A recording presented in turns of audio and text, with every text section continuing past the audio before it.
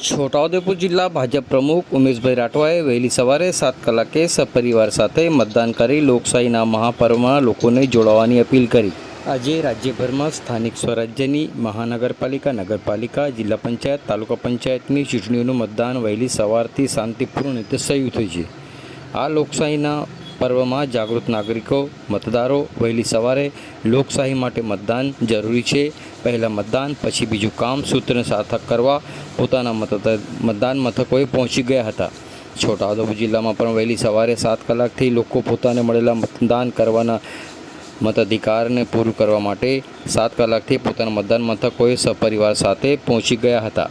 છોટાઉદેપુર જિલ્લા વહીવટીતંત્ર, જિલ્લા ચૂંટણી વિભાગ દ્વારા જિલ્લામાં મતદાન શાંતિપૂર્ણ રીતે પૂર્ણ થાય તે માટે સંપૂર્ણ તૈયારીઓ પૂર્ણ કરાતા જિલ્લામાં શાંતિપૂર્ણ રીતે મતદાન શરૂ થયું છે।